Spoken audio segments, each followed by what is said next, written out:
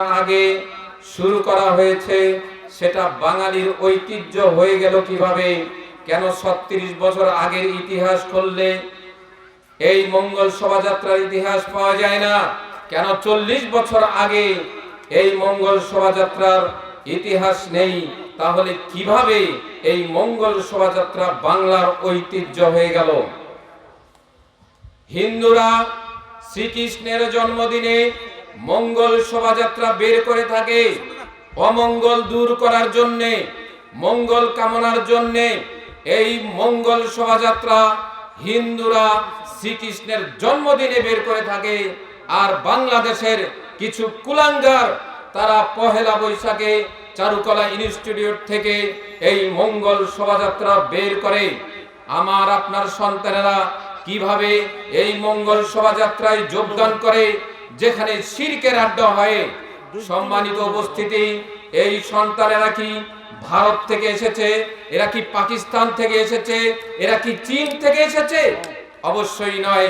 উত্তর হচ্ছে তারা বাংলাদেশেরই সন্তান। তারা কিভাবে এই মঙ্গল শোভাযাত্রায় অংশগ্রহণ করে?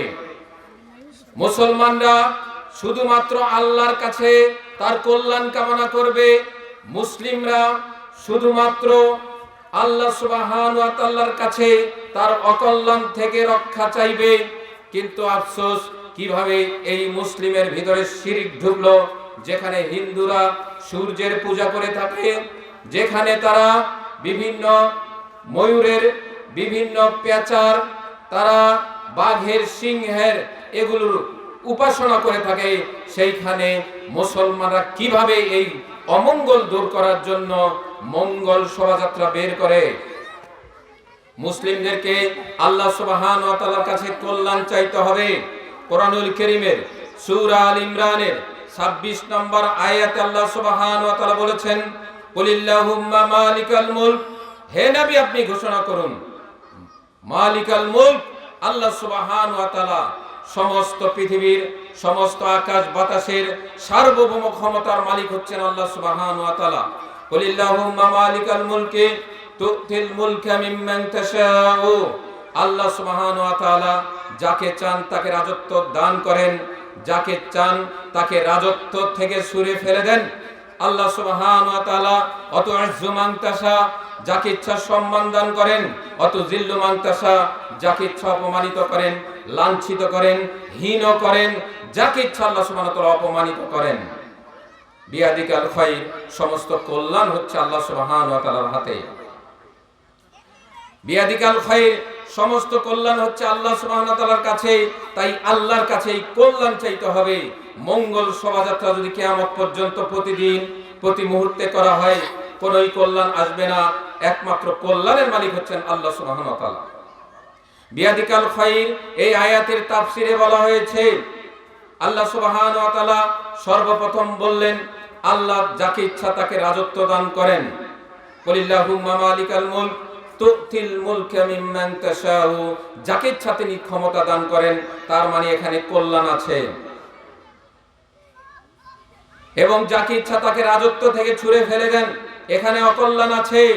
আল্লাহ সুবহানাহু ওয়া তাআলা অত ইজ্জু মান তাশা, যাকে ইচ্ছা সম্মান দান করেন, অত জিল্লু মান তাশা, যাকে ইচ্ছা অপমানিত করেন, যাকে ইচ্ছা সম্মান দান করেন, এখানে কল্যাণ আছে। যাকে ইচ্ছা অপমানিত করেন, এখানে অকল্যাণ আছে। তাহলে কল্যাণের মালিক আল্লাহ, অকল্যাণের মালিকও কি আল্লাহ? অথচ এই আয়াতে আল্লাহ সুবহানাহু ওয়া তাআলা বলছেন বিয়াদিকাল খায়র, সমস্ত কল্যাণের মালিক হচ্ছেন আল্লাহ সুবহানাহু ওয়া তাআলা। কিন্তু কোরআনের কোথাও বলা হয়নি সমস্ত অকল্যাণের মালিক হচ্ছেন আল্লাহ সুবহানাহু ওয়া তাআলা। এরকম কোন শব্দ, এরকম কোন আয়াত বর্ণিত হয়নি। নবী মুহাম্মদ সাল্লাল্লাহু আলাইহি ওয়াসাল্লাম বললেন, আল্লাহ সুবহানাহু ওয়া তাআলা অকল্যাণ দান করেন না। আল্লাহ সুবহানাহু ওয়া তাআলা বান্দার অকল্যাণ চান না। তাহলে এই অকল্যাণ, বান্দার অকল্যাণ কোত্থেকে আসে? কোরআনুল কারীমের সূরাতুর রুমের ৪১ নম্বর আয়াতে আল্লাহ সুবহানাহু ওয়া তাআলা বলেছেন, যহরাল ফাসাদা ফিল বাররি ওয়াল বাহর বিমা কাসাবাত আইদিন নাস। আল্লাহ সুবহানাহু ওয়া তাআলা বলেছেন যহরাল ফাসাদ, আল্লাহ সুবহানাহু ওয়া তাআলা বলেছেন যহরাল ফাসাদ, মানুষের যে বিপর্যয় আসে, এই বিপর্যয় জমিনে এবং সাগরে যে বিপর্যয় ছড়িয়ে পড়ে, এই বিপর্যয় মানুষের হাতের কামাই করা। জহরাল ফাসাদা বিল বাররি ওয়াল বাহর বিমা কাসাবাত আইদিন নাস, এই বিপদ কোত্থেকে আসে? মানুষের হাতের কামাই করা, মানুষের জহরাল ফাসাদ, মানুষের বিপদ আপদ। জহরাল ফাসাদ বিপর্যয় সৃষ্টি। এই বিপর্যয় সৃষ্টির তাফসীর করা হয়েছে, বিপর্যয় সৃষ্টি হচ্ছে মহামারী হওয়া, দুর্ভিক্ষ হওয়া, অগ্নিকাণ্ড বেড়ে যাওয়া, মানুষের উপকারী বস্তু থেকে উপকার কমে যাওয়া, বরকত উঠিয়ে নেওয়া, এগুলো হচ্ছে মানুষের জন্য বিপর্যয়। এই বিপর্যয়গুলো মানুষের হাতের কামাই করা, মানুষের হাতের কামাই করা এই সমস্ত বিপর্যয়।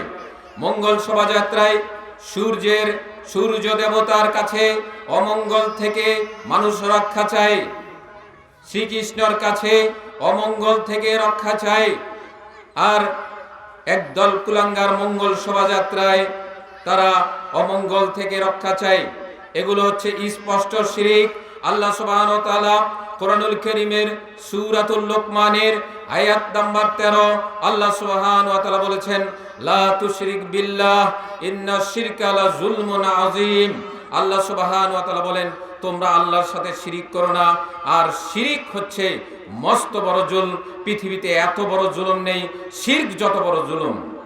তাহলে পৃথিবীতে সবচেয়ে বড় জুলম হচ্ছে শিরিক করা। আমরা মুসলিম, আমরা চাইলে যে কোনো দিবস পালন করতে পারি না, অথচ আমাদের দিবস পালন মহামারীর ন্যায় ছেয়ে গেছে। জন্মবার্ষিকীতে দিবস পালন, 40 দিবস পালন, সুন্নতে খাতনার দিবস পালন, বিবাহ বার্ষিকীতে দিবস পালন, কোনো কিছু হলেই যেন দিবস পালন করতে হবে।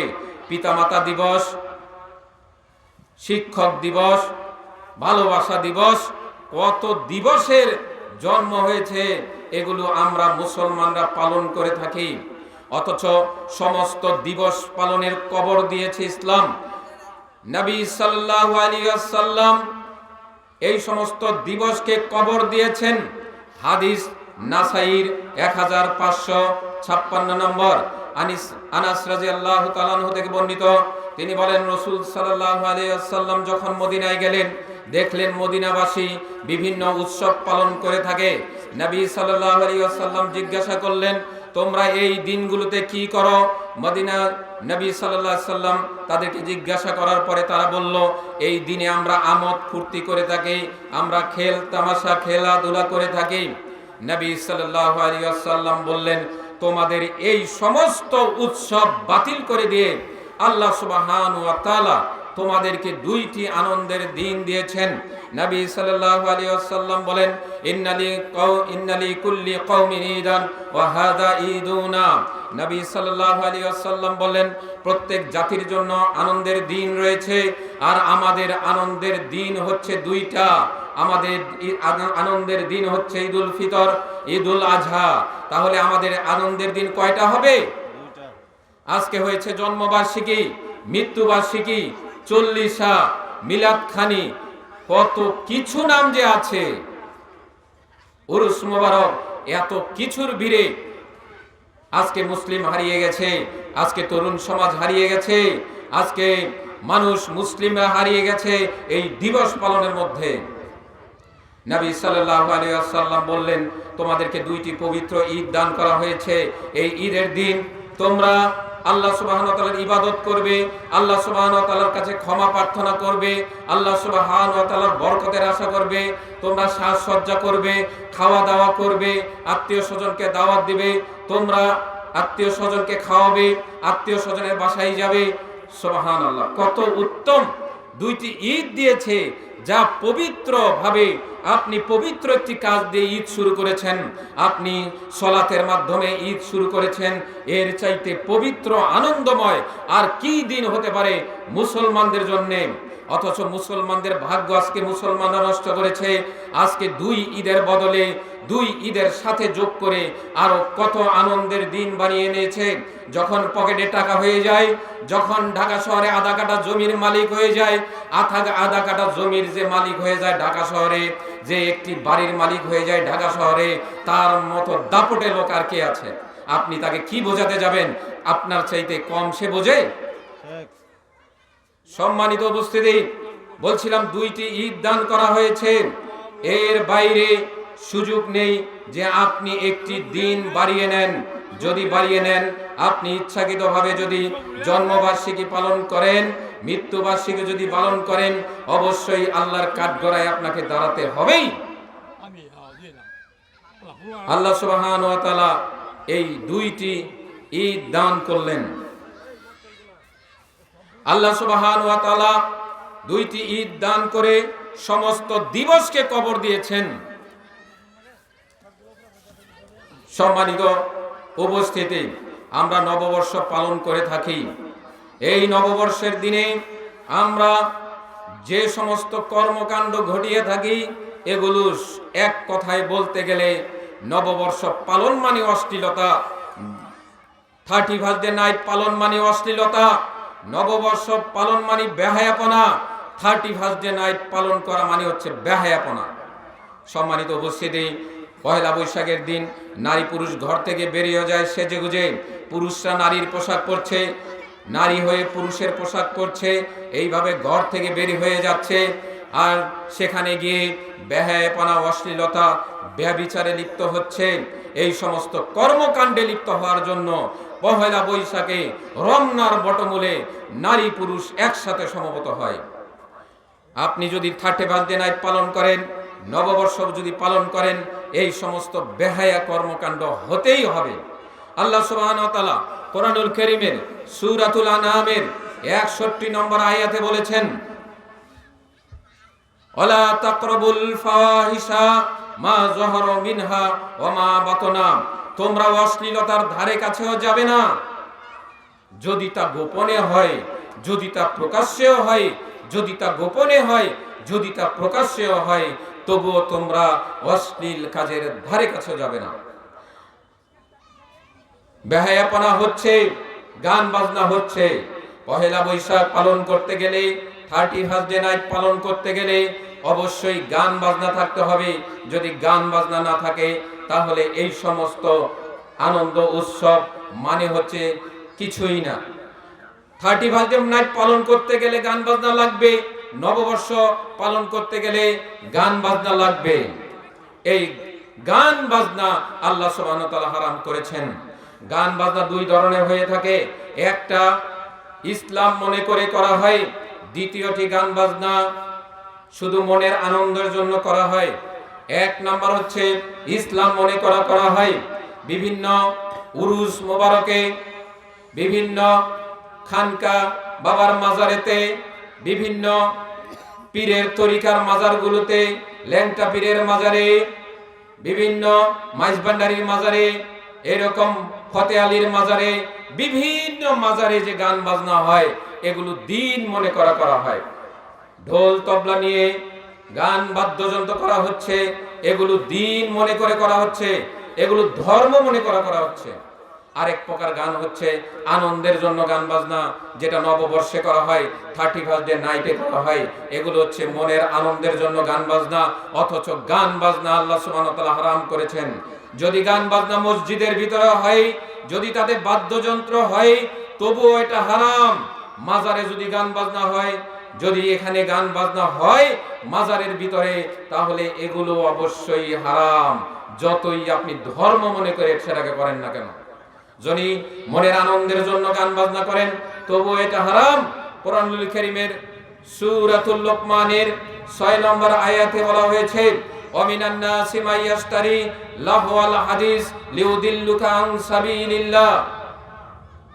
আল্লাহ সুবহানাহু ওয়া তাআলা পবিত্র কোরআনের সূরাতুল লোকমানের 6 নম্বর আয়াতে বলেছেন, আল মহান আল্লাহ বলছেন অমিনান নাসি মাইয়াশতারি, মানুষের মধ্যে কিছু মানুষ আছে যারা ক্রয় করে থাকে। কি ক্রয় করে? তারা লাহওয়াল হাদিস ক্রয় করে।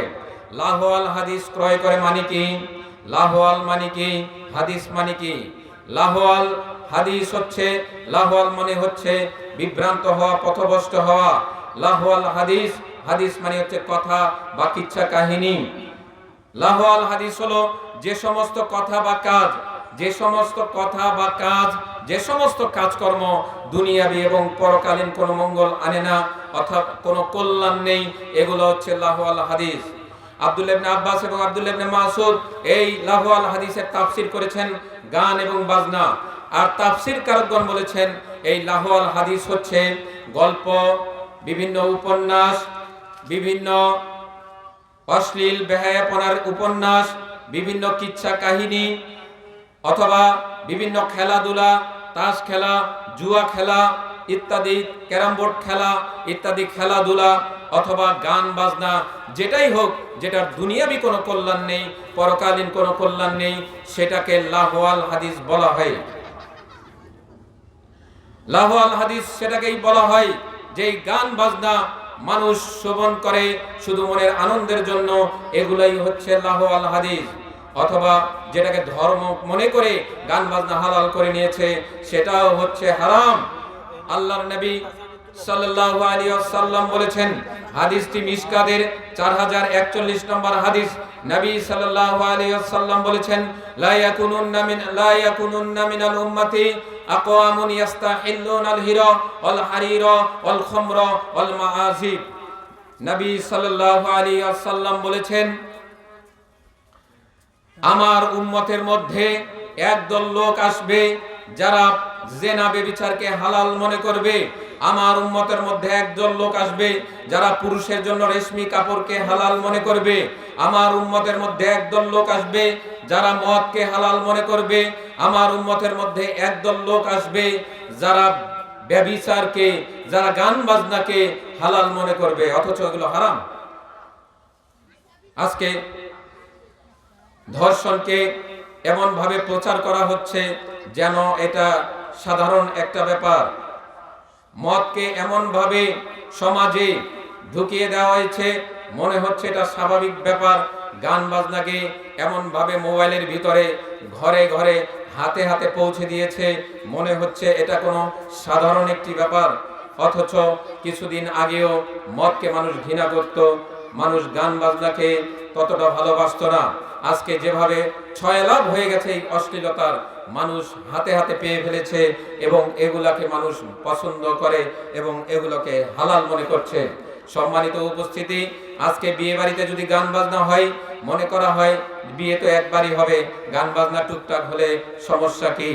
বিয়ে বাড়িতে যদি আত্মীয় স্বজন বলে যে একটু গলা ভিজানোর ব্যবস্থা থাকতে হবে, নইলে তোমার বিয়েতে যাব না, তাহলে বলে সমস্যা নেই, তোমরা কত খাবে, তোমাদের জন্য গলা পর্যন্ত ঠেকিয়ে দেব, এরকম তোমাদের জন্য আমরা পানি গলা ভেজানোর ব্যবস্থা করব, অর্থাৎ মদের ব্যবস্থা করব। লক্ষ লক্ষ টাকার মদ আপনার বিয়ে বাড়িতে আনা হয়, আর এই বিয়ে বাড়িতে আপনি যাচ্ছেন, যেই বাড়িতে মদ খাওয়া হচ্ছে এই বাড়ির বিয়েতে আপনি যান। লজ্জা নেই আপনার, হায়া নেই আপনার, তাই আপনি যান। এই সমস্ত বিয়েকে বয়কট করুন, এই সমস্ত বিয়ে শাদীকে আপনারা বয়কট করবেন। যে সমস্ত দিনী ভাইয়েরা জেনে শুনেও এই সমস্ত বিয়ে শাদীতে যান যেখানে গান বাজনা হয়, মদের ব্যবস্থা থাকে, এই সমস্ত বিয়ে শাদীকে বয়কট করার জন্য জোরালো ভাবে আজকের এই মাহফিল থেকে অনুরোধ করা যাচ্ছে। আমার বক্তব্য সংক্ষিপ্ত করলাম। আল্লাহ সুবহানাহু ওয়া তাআলা আমরা যতটুকু শুনলাম এর যেন আমল করার তৌফিক দান করেন।